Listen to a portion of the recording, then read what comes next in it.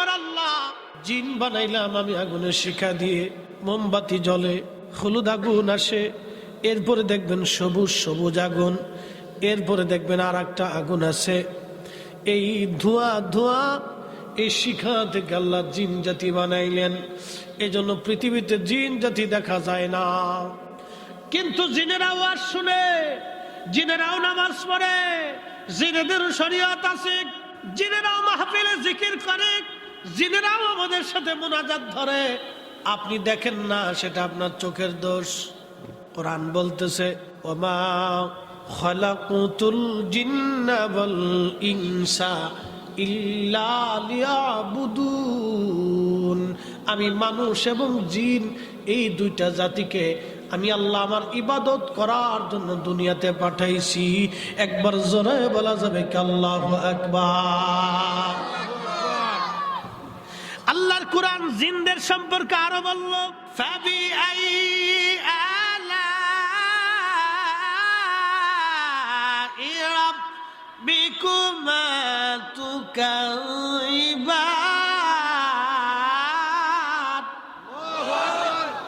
আল্লাহর কোরআন আরো বলতেছে হে জিন আর মানুষ, তোমরা বলো আমি আল্লাহর কোন কোন নিয়ামত তোমরা অস্বীকার করবা। ও মানুষ আর জিন, তোমরা বলো আমি আল্লাহর কোন কোন নিয়ামত তুমি অস্বীকার করবা, কোন কোন নিয়ামত তোমরা অস্বীকার করবা হে মানুষ আর জিন।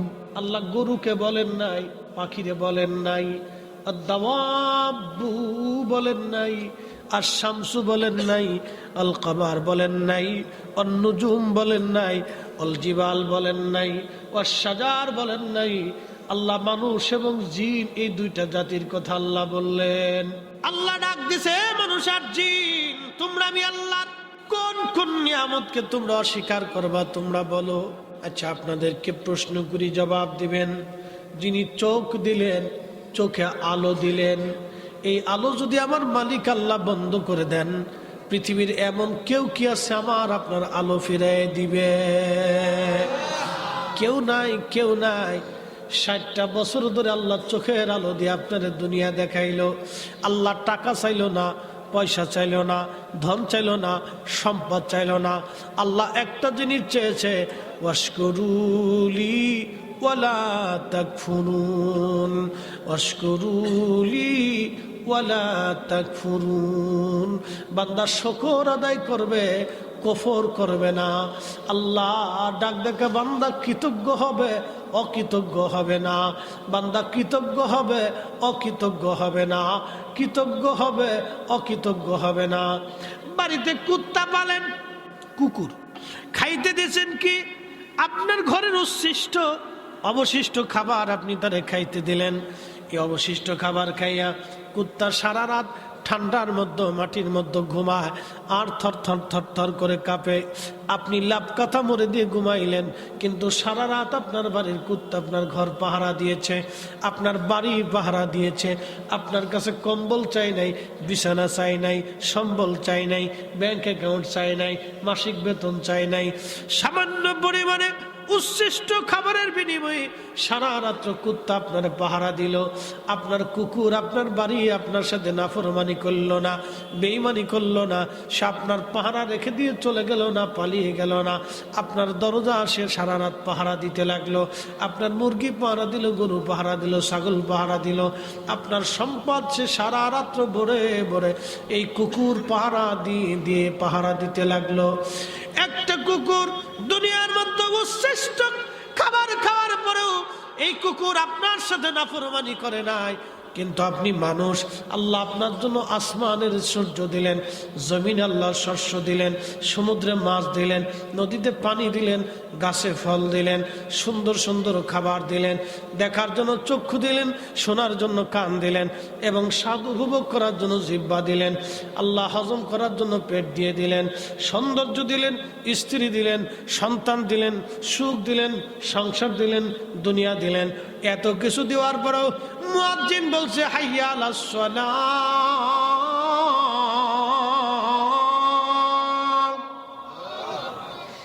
হাইয়া আলাল ফালাহ।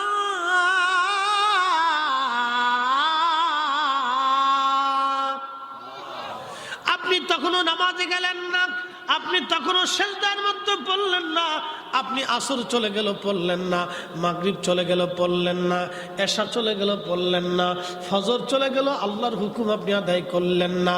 তার মানে কুত্তা যেমন আল্লাহর বান্দার প্রতি আনুগত্য, কুকুর যেমন মনিবের প্রতি আনুগত্য, আপনি কুকুরের মতো হতে পারেন নাই। কি কথা কন না কেন, ঠিক কিনা? আমরা কুকুরের মতো হতে পারি, কিন্তু আমরা মানুষ আমরা কুত্তার মতো হতে পারি। এজন্য সুরতে মানুষ হয়ে লাভ নাই। সুরতে মানুষ হাকিকতে পশু, সুরতে মানুষ হাকিকতে পশু, সুরতে মানুষ হয়ে কোনো লাভ। মানুষ অরিজিনাল অন্তর থেকে হতে হবে, মানুষ হতে হবে, সুরতে না। কাজে কর্মে ঈমানে আকীদায় সাহাবায়ে কেরাম যেইভাবে রাসূলের সোহবতে থেকে মানুষ হয়েছিল, আমাদেরকে সেইভাবে মানুষ হতে হবে। কথা বলেন ঠিক না বেঠিক? মানুষ হতে হবে, মানুষ। উপস্থিতি খুব মনোযোগ দিয়ে কথা শুনবে। মানুষ হয়ে কবরে যেতে হবে। আল্লাহ জিন জাতি বানাইলেন, এই মানব জাতি পৃথিবীতে বসবাস করার আগে আল্লাহর এই দুনিয়াতে জিনেরা বসবাস করত। কোটি কোটি জিন দুনিয়াতে বসবাস করত। জিনদের আবাদ ছিল এই জমিনে, তাদের সংসার ছিল, তাদের সমাজ ছিল, তাদের রাষ্ট্র ছিল, তাদের কর্তৃত্ব ছিল। এই পৃথিবীতে মানুষের কোনো অস্তিত্ব তখন ছিল না, শুধু জিন আর জিন, জিন আর জিন। আল্লাহ জিন জাতিদেরকে হটাই দিলেন। জিন জাতিদেরকে হটাইয়া আল্লাহর পৃথিবীতে আমার আল্লাহ তার খলিফা পাঠাইলেন।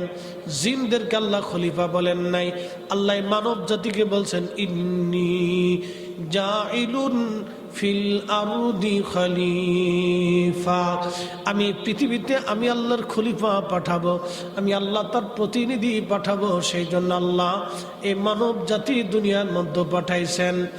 কিন্তু এই মানব জাতি দুনিয়াতে পাঠানোর আগে আল্লাহর ফেরেশতারা একটা ভেটু দিয়ে বলল, আল্লাহ ইন ক্বালু আতাজআলু ফিহা মান ইউফসিদু ফিহা ওয়া ইয়াসফিকু দিমা,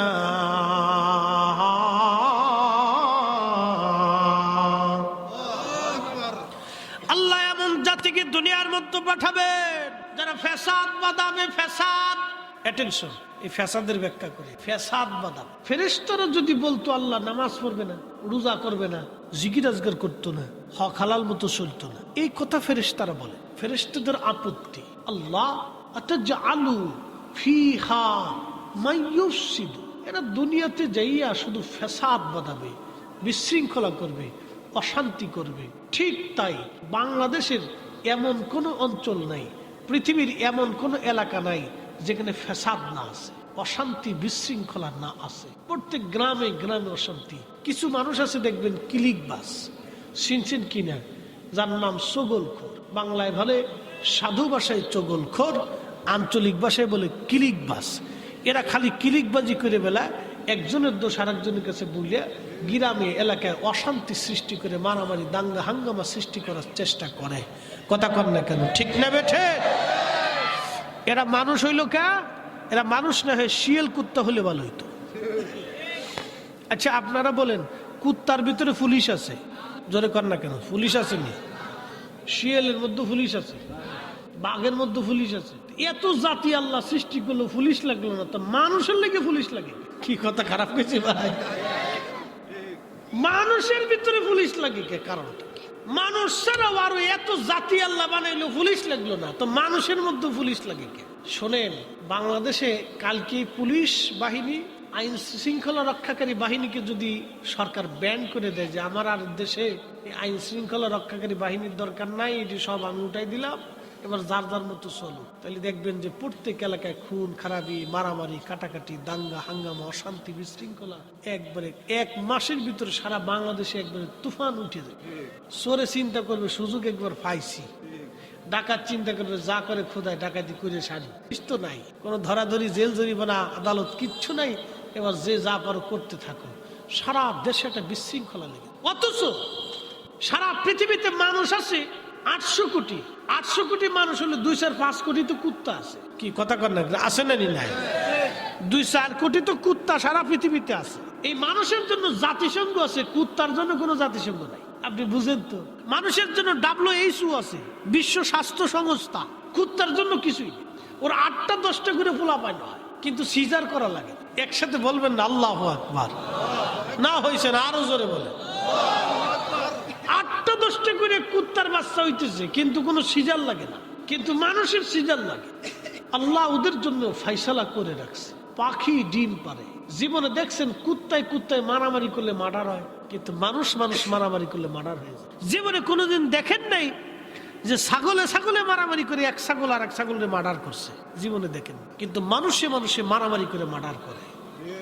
এই জন্যই ফেরেশতারা বলল, আল্লাহ আতাজালু ফিহা মাইয়ুফসিদু, তুমি এমন এক জাতি কি পাঠাবা যারা দুনিয়াতে যে খালি ফাসাদ বাঁধাবে, অশান্তি করবে, বিশৃঙ্খলা করবে?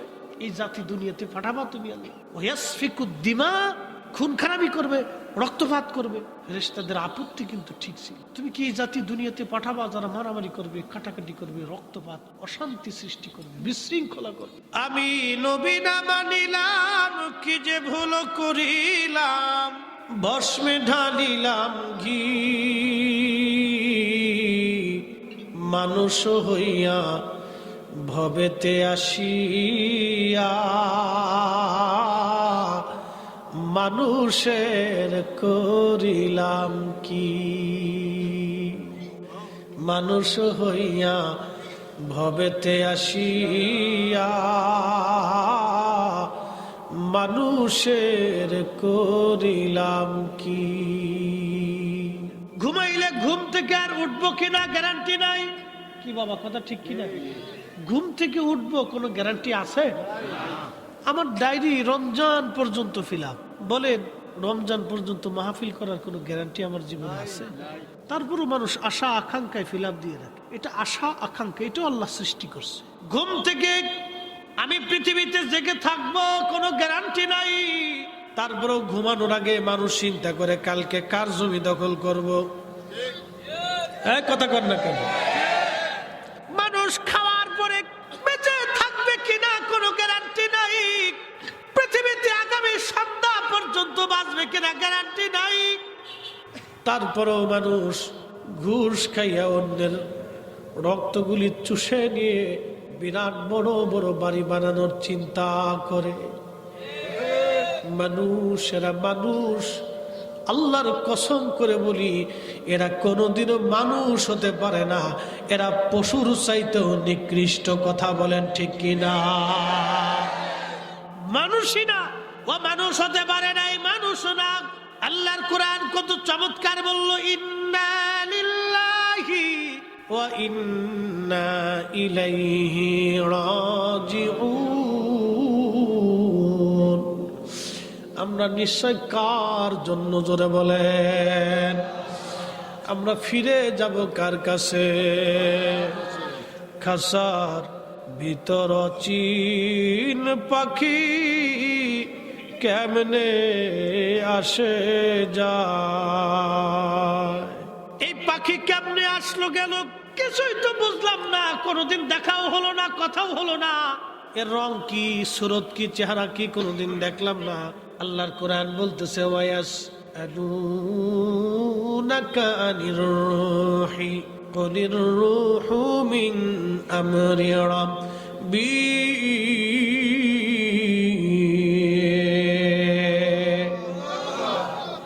আল্লাহর কোরআন ডাক দিয়ে বলতেছে, হুজুর আপনাকে রুহু সম্পর্কে প্রশ্ন করা হয়। নবীজি আপনি বলে দেন, এই রুহুটা আল্লাহর একটা হুকুম। আল্লাহ বডি বানাইলেন 4 রঙের মশলা দিয়া। ওই আদম সফিউল্লাহ তখন ওই জান্নাতের মধ্যে একবারে খোলস কায়া, কিচ্ছু নাই। আদম সফিউল্লাহ তখন একা। আল্লাহ রুহু মুবারক আদম সফিউল্লাহর দেহের মধ্যে ঢুকাইলেন। রুহু বের হয়ে আসলো। রুহুকে আল্লাহ বলেন, রুহু কেন বের হলা? রুহু বলে, রব এমন একটা জায়গা পাঠাইলা, শুধু অন্ধকার, কিছুই তো দেখা যায় না, কিছুই বোঝা যায় না। আল্লাহ বলেন, আলোর ব্যবস্থা করতেছি, দাঁড়াও। তখন নূরে মুহাম্মদী সাল্লাল্লাহু আলাইহি ওয়াসাল্লাম, আল্লাহর হাবিবের পবিত্র নূর মুবারক আদম শফিউল্লাহর সেকেম মুবারক আল্লাহ স্থাপন করে দিলেন। নবীর নূরের আলোতে আদম শফিউল্লাহ আলোকিত হয়ে গেল। নবীর নূরের আলোতে আদম শফিউল্লাহ আলোকিত হয়ে গেল। তখন রূহটাকে আমার আল্লাহ আদম শফিউল্লাহর দেহে ফুঁকায়ে দিলেন। আদম নবীর দেহে রূহটা আল্লাহ ফুঁকায়ে দিলেন। এই তো মানব জাতির সূচনা শুরু হয়ে গেল। ও নবীর উম্মতেরা শোনেন, এই রুহুটা আল্লাহর একটা হুকুম।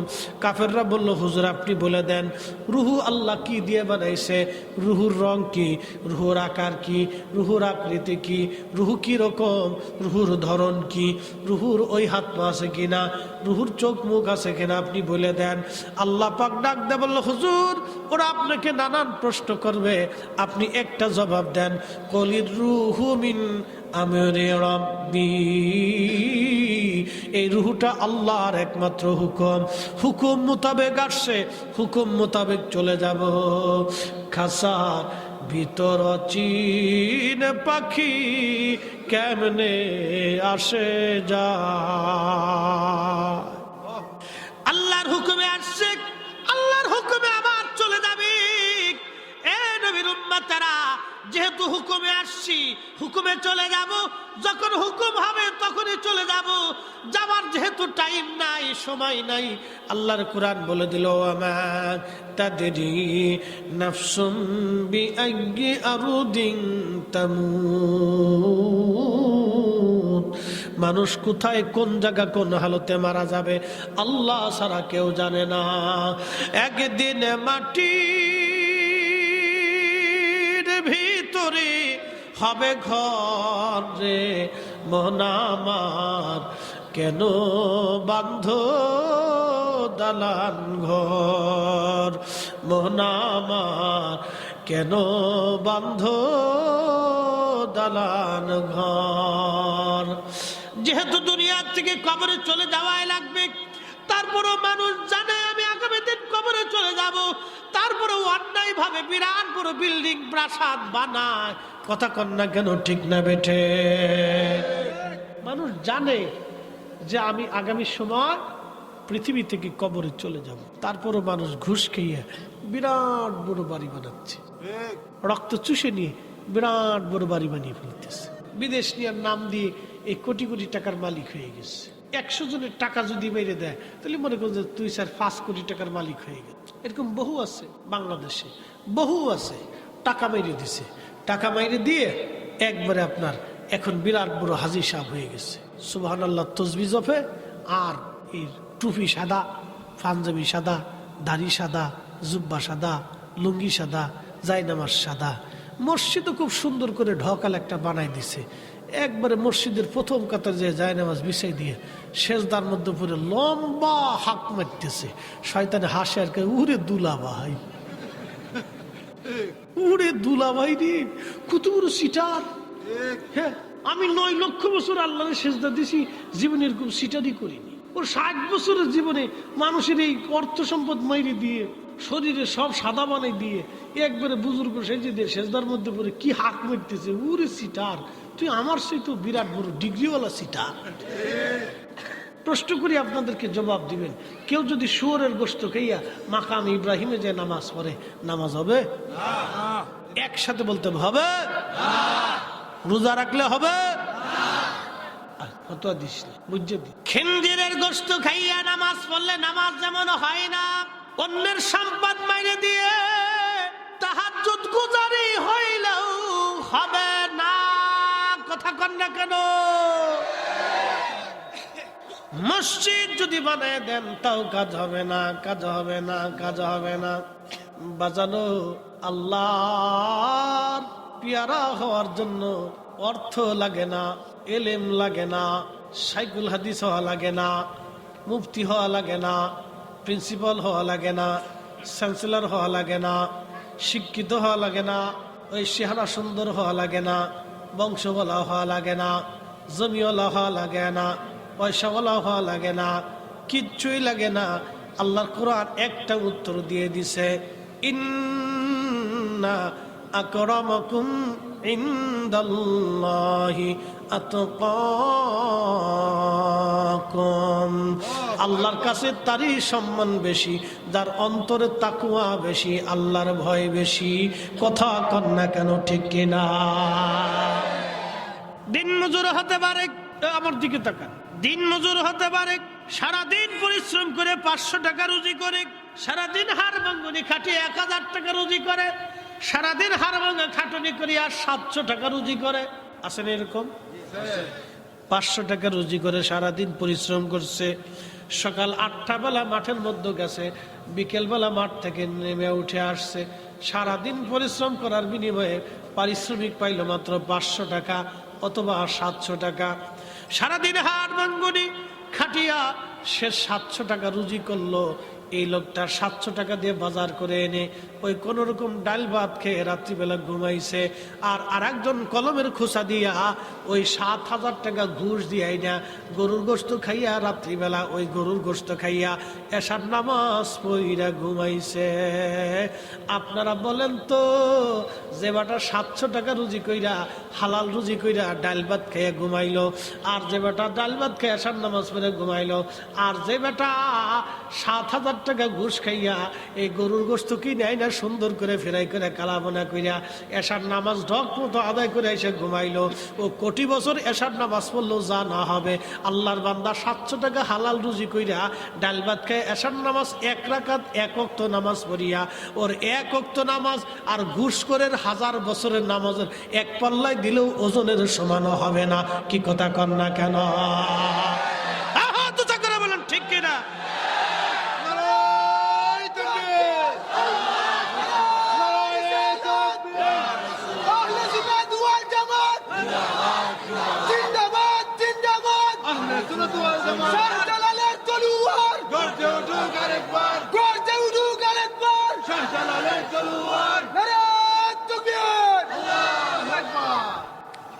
আমার দিকে তাকান, খুব ভালো করে বুঝে যাবেন। এটা আমাদের রুহের পাওয়ার নষ্ট হয়ে গেছে, শক্তি নষ্ট হয়ে গেছে, দোয়া কবুল হয় না। বুঝতে পারছেন? আব্দুল্লাহ ইবনে মুবারক, ও আমার দিকে তাকান, অনেক বড় আল্লাহর ওলি আব্দুল্লাহ ইবনে মুবারক, ইসলামের মুফতিদের ভিতরে এত বড় মুফতি পৃথিবীতে কোনো মা কোনোদিন আর জন্ম দেবে না। তার নাম আব্দুল্লাহ ইবনে মুবারক। এত বড় আলেম ছিলেন উনি ওই জামানার। বাজান, উনি হারাম শরীফে বসে আছেন, উনি বলতেছেন কয়েক মাস যাবৎ পর্যন্ত কোনো বৃষ্টি হয় না। বৃষ্টির অভাবে একেবারে সারা অঞ্চল মক্কায় দুর্ভিক্ষ লেগে গেল। কঠিন পরিস্থিতি, বৃষ্টি নয়, বৃষ্টি নেই। এখন শীতকাল, শীতের দিনে যদি শীত না পড়ে গরম পড়ে তাহলে বুঝবেন দুর্ভিক্ষ আসবে। বৃষ্টির দিনে যদি বৃষ্টি না পড়ে শীত পড়ে তাহলে বুঝবেন দুর্ভিক্ষ হবে। মনে রেখেন এই কথা। বাংলাদেশে বর্ষাকালে যদি বৃষ্টিপাত না থাকে তাহলে বুঝবেন বাংলাদেশে দুর্ভিক্ষ আসার সম্ভাবনা একবারে ঘনিয়ে গেছে। তো মক্কাতে অনেকদিন বৃষ্টি নেই, প্রায় 6 মাস বৃষ্টির অভাবে ঘাস তরুলতা পাতা সব শুকাই গেছে। এখনো কঠিন পরিস্থিতি দেখ মক্কার হাজার হাজার মুসলমান কাবাতুল মুকাররমায় এসে কাবা ঘরে এসে হারাম শরীফের চারপাশে ঘিরে ধরে কাবা ঘর ধরে ধরে দোয়া করতেছে আর কাঁদতেছে। প্রত্যেক দিন দোয়া করে, কিন্তু কোন দোয়াই আল্লাহর দরবারে কবুল হয় না। আব্দুল্লাহ ইবনে মুবারক চিন্তায় পড়ে গেলেন, হায় হায়, ব্যাপার কি? এই জমানায় মুসলমানদের দোয়া যদি কবুল না হয় তাহলে অনেক বড় সর্বনাশ। উনি কাবা থেকে দূরে, হাতিমে কাবা থেকে দূরে, একটু দূরে চুপচাপ বসে আছে। দেখি আজকে মুসলমানরা জড়ো হয়েছে কাবা শরীফে দোয়া করার জন্য। দেখি আজকে মুসলমানদের দোয়া কবুল হয় কিনা। আব্দুল্লাহ ইবনে মুবারক বসে আছেন, উনি লক্ষ্য করলেন একটা ছেলে আসছে, একটা যুবক। এই লোকটার পরনে পশম দিয়ে তৈরি করা মোটা চাদর, জুব্বা বানানো, কিন্তু জুব্বাটা জায়গায় জায়গায় ছেঁড়া, জায়গায় জায়গায় তালি দেওয়া। একটা চাদর গায়ে দিয়ে আসছে, এই চাদরটাও জায়গায় জায়গায় ছেঁড়া, জায়গায় জায়গায় তালি দেওয়া। আব্দুল্লাহ ইবনে মুবারক চিন্তায় পড়ে গেলেন, এই যুবকটা সে জীবনে দেখি নাই। একবারে নিগ্র কালো, কিন্তু গোলাম, খুবই অভাবী, চুল দাড়িগুলি তার এলোমেলো, পুরান কাপড় জায়গায় জায়গায় ছেঁড়া, জায়গায় জায়গায় তালি দেওয়া। আব্দুল্লাহ ইবনে মুবারক রাহমাতুল্লাহ চিন্তায় পড়ে গেলেন। উনি লক্ষ্য করলেন ওই যুবকটা দূরে বসে চাদরখানা মোড়া দিয়া আল্লাহর দরবারে হাত তুলে কাঁদতে ছাড় বলে, রব, এতদিন আমি আসি নাই, আজকে আসছি, আল্লাহ এক্ষুনি বৃষ্টি দাও, যদি বৃষ্টি না দাও তোমার এই গোলাম এই কাবা থেকে ফিরে যাবে না। একবার জোরে বলা যাবে কি আল্লাহু আকবার। তেলের গাড়ি তেলে চলে,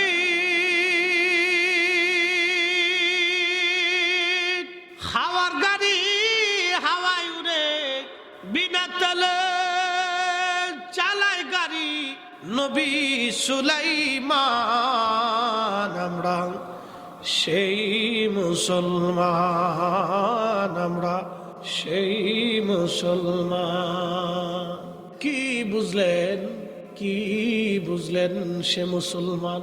হযরত আব্দুল্লাহ ইবনে মুবারক চিন্তায় লক্ষ্য করতেছেন, একদিকে কাবা, অন্যদিকে আল্লাহর বান্দা গোলাম, জীর্ণ শীর্ণ, চুল দাড়িগুলি এলোমেলো, পোশাকগুলি তার ময়লা যুক্ত, আর জুব্বাগুলি তার ছিঁড়া, জায়গায় জায়গায় তালি দেওয়া।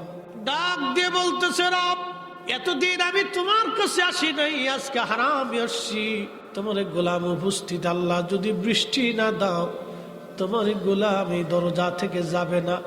আল্লাহ এক্ষুনি বৃষ্টি দাও, এক্ষুনি দাও আল্লাহ, দেরি করবো না, এক্ষুনি বৃষ্টি দাও আল্লাহ। এইভাবে বিনয়ে বিনয়ে আল্লাহর বান্দা কাঁদতে লাগলো। আব্দুল্লাহ ইবনে মুবারক বললেন, আমি তাকায় দেখি একবার আকাশে, আবার তাকায় দেখি গোলামের দিকে। কিছুক্ষণ পরে দেখলাম আল্লাহর আকাশে কালো মেঘ জমে অঝোর দ্বারায় বৃষ্টি নামা শুরু হয়ে গেল। উনি বলতেছেন, আমি দেখলাম আকাশ থেকে অঝোর ধারায় বৃষ্টি শুরু হয়ে গেল। এই জন্য নবীগঞ্জের মুসলমান সম্পদ দিয়ে, টাকা দিয়ে, ক্ষমতা দিয়ে, গর্ব দিয়ে, বাড়ি আর গাড়ি আর বিরাট বড় শিক্ষার দীক্ষা এলেমের বহার দিয়ে আল্লাহ খুশি করা যায় না, আল্লাহ রাজি করা যায় না। আল্লাহ রাজি করতে হলে অবশ্যই অন্তরের মধ্যে তার তাকওয়া থাকতে হবে। তাকওয়া, আল্লাহর ভয় যার অন্তরে বেশি, এই লোকটাই হলো আল্লাহর দরবারে সম্মানিত। সম্মান পাইতে হলে অবশ্যই অন্তরে তাকওয়া লাগবে, তাকওয়া লাগবে বাজান।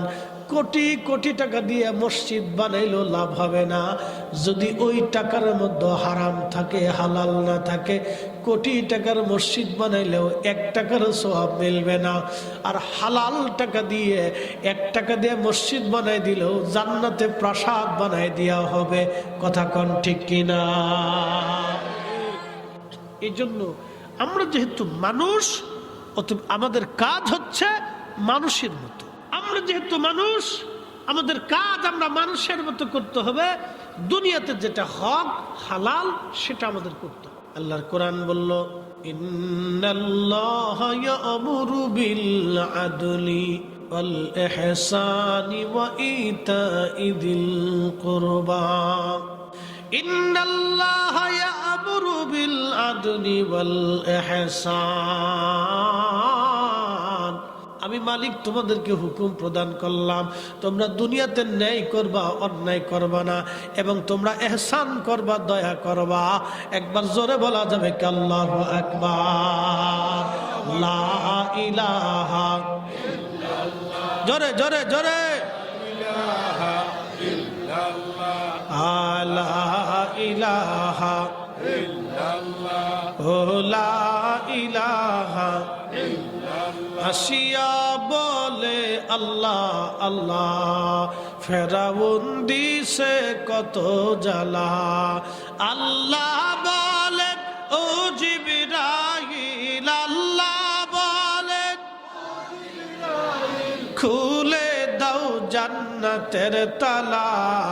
লা ইলাহা ইল্লাল্লাহ, ও লা ইলাহা ইল্লাল্লাহ, লা ইলাহা ইল্লাল্লাহ, লা ইলাহা ইল্লাল্লাহ মুহাম্মাদুর রাসূলুল্লাহ সাল্লাল্লাহু আলাইহি ওয়াসাল্লাম। খুব মনোযোগ দেন।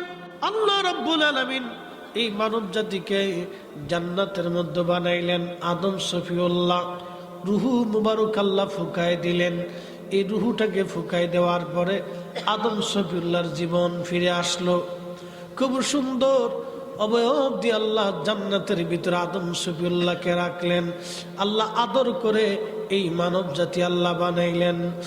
আল্লাহর ফেরেশতারা বলল, আল্লাহ দুনিয়াতে ওরা মারামারি করবে, রক্তপাত করবে, অশান্তি করবে, কিন্তু আমার মালিক আমার রব আমার আল্লাহ একটা জবাব দিলেন, ক্বালা ইন্নী আ'লামু মা লা তা'লামুন, আমি যেটা জানি তোমরা সেটা জানো না। এখন প্রশ্ন হলো, আল্লাহ যেটা জানে ফেরেশতারা সেটা জানে না, এটা তো চিরসত্য, কিন্তু আমার আল্লাহ বান্দা দুনিয়াতে বানানোর জন্য, পাঠানোর জন্য কেন এত বদ্ধপরিকর হলেন? কেন আমাদেরকে খলিফা বললেন? কেন আল্লাহর প্রতিনিধি বললেন? কেন আমাদেরকে আল্লাহ সম্মান দিলেন? কারণ কি? এই মানব জাতির ভিতরে আল্লাহ আখিরি নবী পাঠাবে। আরবিতে একটা প্রবাদ আছে, শরফুল মাকিনা ও শরফুল মাকান, শরফুল মাকানে ও শরফুল মাকিন। কিছু জায়গার কারণে মানুষের দাম বাড়ে, কিছু মানুষের কারণে জায়গার দাম বাড়ে। আমার নবীর কারণে মদিনার দাম বাড়ছে, মদিনার কারণে নবীর দাম বাড়ে নাই।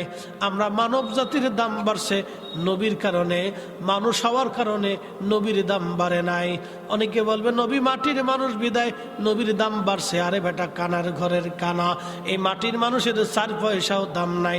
যদি এই মাটির মানুষের ভিতরে আল্লাহ আখিরি নবী না পাঠাইতেন, আমাদের নবীকে যদি আল্লাহ জিন জাতির মধ্যে পাঠাইতেন, তাহলে জিন জাতির আশরাফুল মাখলুকাত হতো। আমার নবীকে যদি আল্লাহ ফেরেশতাদের মধ্যে পাঠাইতেন, ওরা আশরাফুল মাখলুকাত হতো।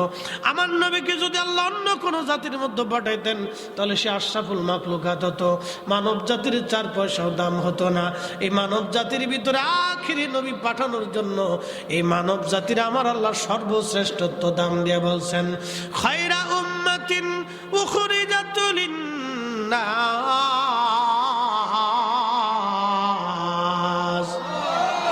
শ্রেষ্ঠ নবী দিলাম রিক তরিয়ে নিতে রোজা হাসরে। ঠিক কিনা? শ্রেষ্ঠ নবী দিলাম রিক তরিয়ে নিতে রোজা হাসরে, পথ না ভুলি তাই তো দিলে পাক কুরআনের বাণী।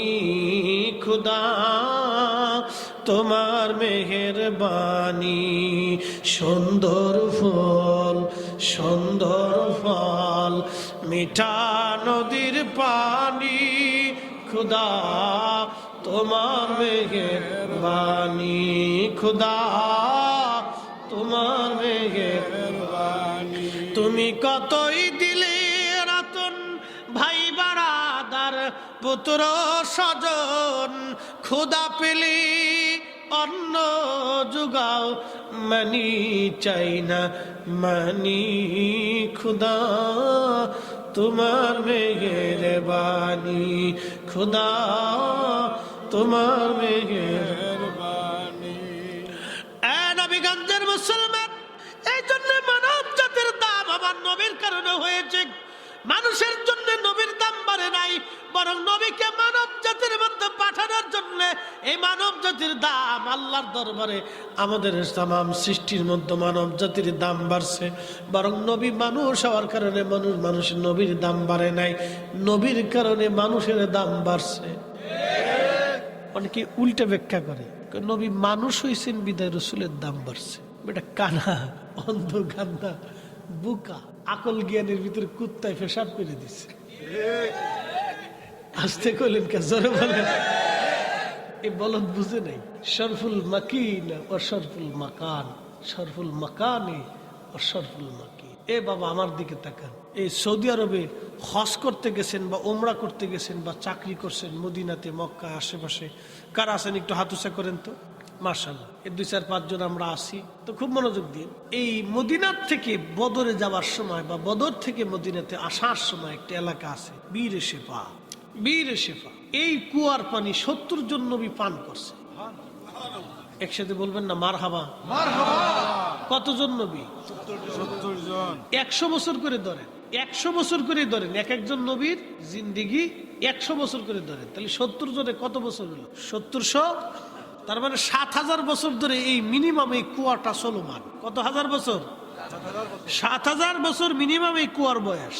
আর এখন আরো 1,000 বছর 1,500 বছর বাড়েছে, তাহলে মোটামুটি 8,000 বছর বা 9,000 বছরের মতোই কুয়ার বয়স এখন বর্তমান রানী। আল্লাহ নবী সাহাবে کرام নিয়ে যখন বদরের যুদ্ধ শেষ করে আসতেছিল, তখন আসার সময় ওই সাহাবে کرام ওখানে হোল্ড করলেন, রাত্রি যাপনের জন্য তাবু গাড়লেন, বিশ্রাম করবেন। সাহাবে کرام এসে বললেন, হুজুর কুয়ার পাশে তো আসছি কিন্তু পানি তো নেই। আল্লাহ রসুল হেঁটে হেঁটে আসলেন, কুয়ার পাশে এসে নবীজির পবিত্র থুতু মোবারক কুয়ার মধ্যে নিক্ষেপ করলেন। থুতু মোবারক পাওয়ার সাথে সাথে কুয়ার নিচ থেকে পানি উঠে উঠে উঠে উঠে কুয়া ভরে গেল। আর একটু জোরে কি বুঝলেন? কুয়া দিয়ে নবী না নবী দিয়ে কুয়া? জোরে বলেন না।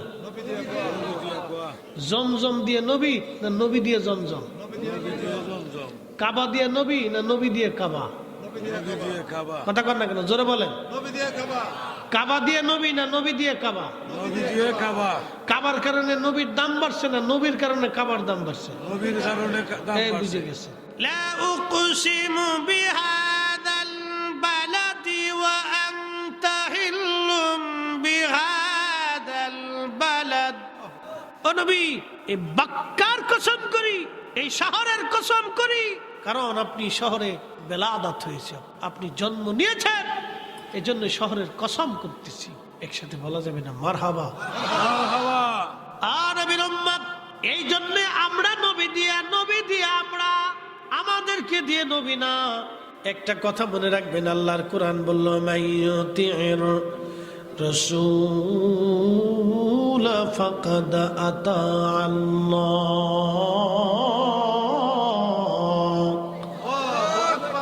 আল্লাহ বলেন, যদি আমাকে পাইতে চাও আগে নবী পাও। নবী মানলে আল্লাহ মানা হয়। কোরআনের আয়াতে আল্লাহ বলেন, আমার হাবিব মানলে আল্লাহ মানা হয়। নবী মানলে আল্লাহ মানা হয়। নবী মানলে আল্লাহ মানা হয়। নবী মানলে আল্লাহ মানা হয়। নবী খুশি করলে আল্লাহ খুশি করা হয়। নবীকে মোহাব্বত করলে আল্লাহকে মোহাব্বত করা হয়। নবী তাজিম করলে আল্লাহ তাজিম করা হয়। নবীর দল করলে আল্লাহর দল হয়। এই জন্য কবরে নামানোর সময় বলা হয়, বিসমিল্লাহি ওয়া আলা মিল্লাতি রাসূলিল্লাহ। তোমাকে নবীর দলে কবরে নামানো হলো। নবীর দল আল্লাহর দল, নবীর আইন আল্লাহর আইন, নবীর সুন্নত আল্লাহর বিধান, নবীর জিন্দিগি আল্লাহর মানা হয়। নবী মানলে আল্লাহ মানা হয়, নবী মানলে আল্লাহ মানা হয়। নবী না মানলে আল্লাহ মানা হয় না। নবীর পক্ষে দেখলে আল্লাহর পক্ষে থাকা হয়। এই জন্য আমরা সুন্নিরা নবী নবী নবী নবী করি, নবীর কথা বলি। আর আমাদেরকে অনেক বেড়া বেদাতি বেদাতি বলে গালি দেয়। তোমরা যতই বেদাতি বলো কাজ হবে না। আমরা সুন্নিরা নবীর পক্ষ কোনোদিন ছাড়ব না। কথা কন ঠিক কিনা? নবীগঞ্জের মুসলমান, নবীগঞ্জবাসী কে কি বললো এগুলি দেখার সময় আমাদের নাই।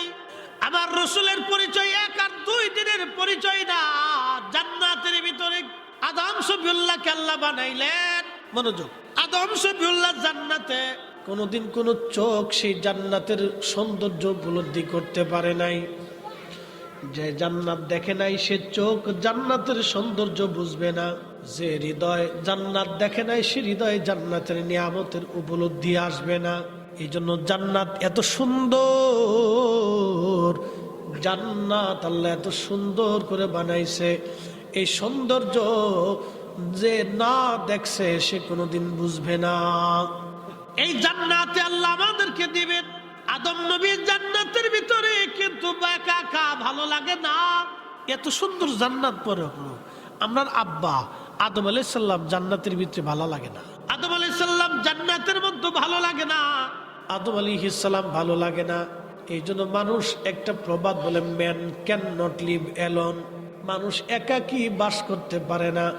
আদম নবী আলাইহিস সালাম জান্নাতের মধ্যে কিন্তু ভালো লাগে না। আদম নবী জান্নাতে ভালো লাগে না। আমার মালিক আমার আল্লাহ এই ভালো লাগার জন্য জান্নাতের ভিতরে আদম শফিউল্লাহর বাম পাজরের একটা ছোট্ট কিঞ্চিত বাঁকাহার, কিঞ্চিত একটা বাঁকাহার, বেশি বাঁকা না, কিঞ্চিত একটা বাঁকা হাত দিয়ে আল্লাহ আদম শফিউল্লাহকে জান্নাতের ভিতরে মা হাওয়াকে বানাইলেন। অনেক সুন্দর করে আল্লাহ বানাইলেন। এবার আপনি শুনে যান, আদম শফিউল্লাহর পাশেই আল্লাহ তারা ঘুম পাড়াইলেন। আদম শফিউল্লাহ এবং মা হাওয়া দুইজন পাশাপাশি। আদম আলাইহিস সালামের ঘুম ভেঙে গেল। ঘুম থেকে উঠার পরে দেখলেন খুব সুন্দর একজন নেগেটিভ পর্যায়ের মানুষ আমার পাশে বসে আছে। আদম শফিউল্লাহ তখন ধরতে গেছে, দেখতে গেছে, দেখি এটা আবার কেডা, কে এই লোকটা, কি আল্লাহ আমার জন্য তৈরি করলেন, কি আল্লাহ আমার জন্য বানাইলেন। আল্লাহ তখন ডাক দেখা, আদম দাঁড়াও, অপেক্ষা করো, তোমাকে বিয়ে পড়াইতে হবে। আদম নবী ডাক দেখো, আল্লাহ বিয়ে আবার কি? আদম আলাইহিস সালামকে আল্লাহ বলেন, আদম বিয়েটা শরীয়তের একটা পবিত্র বন্ধন, এই বিবাহ তোমাকে আগে করাইতে হবে। দাঁড়াও, অ্যাটেনশন, আমার দিকে তাকান। এখান থেকে একটা মাসালা আছে। মাসালা কি? ছেলেমেয়েরা উপযুক্ত হইলে বাবা মার গার্জিয়ানের পক্ষ থেকে দ্রুত গতিতে তাকে বিবাহ পড়ানোটা দায়িত্ব। আমার দিকে তাকান। ফুলাফান মনে মনে খুশি হইতেছে, হুজুর একবারে বাপের কাম করে দিয়ে যেতেছে আজকে। ছেলে মেয়েরা উপযুক্ত হইলে বিবাহ পড়ানো, বিবাহ দেওয়াটা এটা নৈতিক দায়িত্ব। কারণ এটা আমাদের কোনো ইচ্ছা না, এটা আমাদের আব্বাজান আদম আলাইহিস সালাম জান্নাতের এত সুখ, এত সৌন্দর্য পাওয়ার পরেও আমরা আম্মা জানতে না পাওয়া পর্যন্ত এত শান্তি হয়েছে না। এ খালি উদাসীন উদাসীন হয়ে ঘুরছে চারপাশে, খালি উদাসীন উদাসীন, মানে কিচ্ছু নাই, সবকিছু আছে কিন্তু কিচ্ছু নাই, সবকিছু আছে কিচ্ছু নাই, সবকিছু আছে কিচ্ছু। আল্লাহ এই উদাসীনতা দূর করার জন্য আম্মাজান হাওয়া আলাইহিস সালামকে তৈরি করিয়া আল্লাহ ব্যবস্থা করি। তো বিয়ে পড়াইতে গেছে, ফেরেশতারা ডাক দিয়ে কয়, বাবা আদম আলাইহিস সালামরে ডাক দিয়ে কয়, ও আল্লাহ নবী আদম আর শফিউল্লাহ, আপনি আপনার স্ত্রীর জন্য মোহরানা দেন। ইমাম মোল্লা আলী কারি আল মাওরিদের মধ্যে লিখতেছেন, ইমাম জৌজি তেনার কিতাবের মধ্যেও তিনি লিখছেন। তো বলতেছে আদম আলাইহিস সালাম আপনি মোহরানা দেন। তা আদম আলাইহিস সালামকে মোহরানা কি? জীবনে তার বিয়ে করিনি। তাহলে মোহরানা হচ্ছে এই আপনার স্ত্রীকে আপনার কি সম্পদ থেকে একটা অংশ বরাদ্দ দেন। বলে আমি আল্লাহর বাড়ি খাই, আল্লাহর বাড়ি ঘুমাই, আল্লাহর জান্নাতে থাকি, সম্পদ যদি কোথায় পাবো? বলতেছে সম্পদ যদি না থাকলে তো মহারানা তো দিতেই হবে, মহারানা আবশ্যক। যারা বিয়ে শাদী করছেন তারা মহারানা দিয়ে দিবেন, আর বিয়ে শাদী করার সময় মহারানা দিবেন। এখন আমাদের দেশের উল্টো সিস্টেম, যৌতুকের ধান্দা। একটা কথা মনে রাখবেন, সুদের টাকার গরুর গোশত যেমন হারাম, কুত্তার গোশত যেমন যেমন হারাম, ওই রকম আপনার ওই যে যৌতুকের টাকার গরুর গোশত একই রকম হারাম। কথা কর না কেন, ঠিক কিনা? যেই ছেলে যেই পরিবার যৌতুক আনে এটা ছোট লোক, ইতর। ঠিক আছে বলেন কেন, যারা বলেন যেই ফুলা যৌতুক চাবে ওই ফুলার লোকে মেয়ে বিয়ে দিবেন না।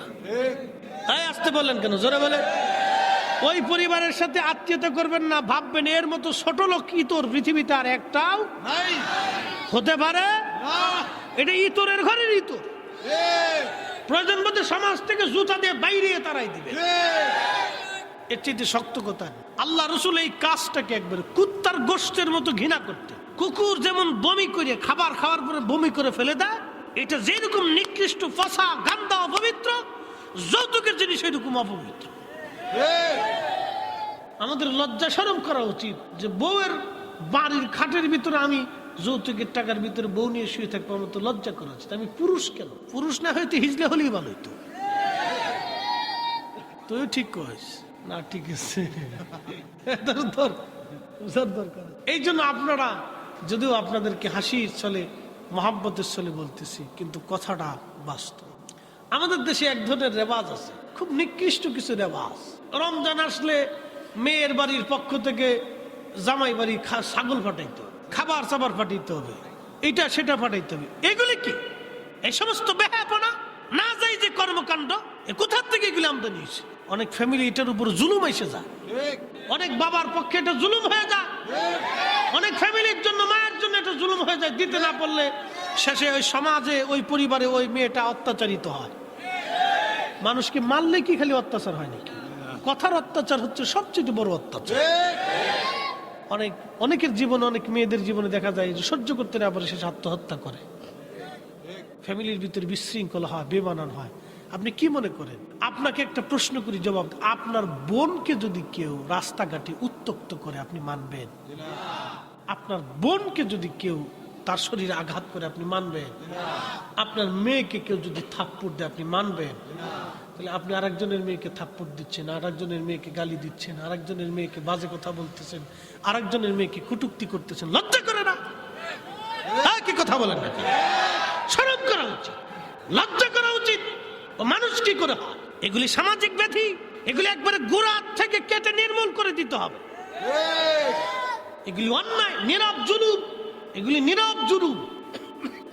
ওই কত কত অঞ্চলে মাঝে মধ্যে খবরে দেখা যায়, কোন কোন অঞ্চলে বাংলাদেশে আছে এরকম একটা বদ রীতি, বাপের বাড়ির পক্ষ থেকে এই খাসি পাঠাইতে হয়, গরু পাঠাইতে হয়, এই রমজানে এটা সেটা দিতে হয়। কেন এগুলি হবে? কে বলছে এগুলি? রাসূল করিম সাল্লাল্লাহু আলাইহি ওয়াসাল্লামের চরিত্র ছিল, সুন্নাহ ছিল, আমাদের জন্য তিনি রেখে গেছেন। ফাতেমা রাদিয়াল্লাহু আনহা দরিদ্র ছিল। ফাতেমা কি ছিলেন? দরিদ্র ছিলেন। হযরত আলী খুব গরিব ছিলেন। ফাতেমার বিয়ে হযরত আলীর সাথে ঠিক হলো। অ্যাটেনশন, মনোযোগ দেন, সময় অল্প, অল্প সময়ের ভিতর বলে যাচ্ছি। ফাতেমার সাথে হযরত আলীর বিয়ে হলো। তো ফাতেমার বয়স তখন 18 বছর, আলীর বয়স আর একটু বেশি। ফাতেমা রাদিয়াল্লাহু আনহার বয়স 18 বছর। তো বিয়ে হয়েছে, মা তো ঘরে নাই। তো ফাতেমা রাদিয়াল্লাহু আনহা কাঁদতেছিলেন, বাবা আর এই 18 বছরের স্মৃতি থেকে এসে আলাদা হয়ে যাবে, অনেক চিন্তা। তারপর হযরত আলী ছিলেন খুবই হীন দরিদ্র, ঘরের ভিতরে একটা চৌকি ছিল আলীর, আর কিচ্ছু ছিল না। ঘরে ঘুমাবে, আলীর কিচ্ছু ছিল না। সেই ঘরে ফাতেমারে নবী বিয়ে দিচ্ছে, ফাতেমা কাঁদতেছে। তো আল্লাহ রাসূল আস্তে আস্তে তার কাছে যেয়ে বসলেন। বসার পরে জিজ্ঞেস করলেন, ফাতেমা রে, আমি জানি তুমি কি জন্য কাঁদতেছো। আমি রাসূল যদি চাইতাম তোমাকে এই মদিনায় মক্কায় সম্ভ্রান্ত ধনী পরিবারে বিয়ে দিতে পারতাম, কিন্তু ফাতেমা রে, আমার আলী সর্বকনিষ্ঠ ইসলাম কবুলকারী, জাহিলিয়াতের নাপাকি শারাবি খারাবি হারামি আমার আলী শরীর স্পর্শ করে নাই। আমার আলী পবিত্র। একসাথে বলবেন আল্লাহু আকবার। ফাতেমা, তোমার স্বামী পছন্দ করার ব্যাপারে আমার কোনো এখতিয়ার নাই, আমার মালিক আল্লাহ, তোমার স্বামী আল্লাহ নিজে পছন্দ করছে। ফাতেমা রাদিয়াল্লাহু আনহা চোখের পানি মুছে গেল। এক কথায় শেষ, বিয়ে হয়ে গেল। আলী, তোমার আছে কি? বলে, হুজুর একটা বর্ম আছে। বর্ম চিনছেন? লোহার একটা পোশাক পরে আগে যুদ্ধ করত, একটা বর্ম আছে। বলে, যাও বিক্রি করে যাহা সামানা হয় তোমার স্ত্রীর জন্য, নতুন ঘরের জন্য কিছু সদাইপাতি করে নিয়ে আসো। বেচতে গেছে 3 দিরহাম দাঁড়া, 3 টাকা।